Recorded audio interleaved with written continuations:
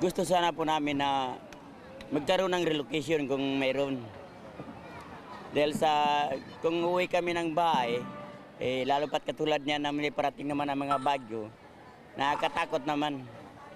Baka nga madisgrasya patuloy yung mga anak namin kung kami uwi sa bahay namin.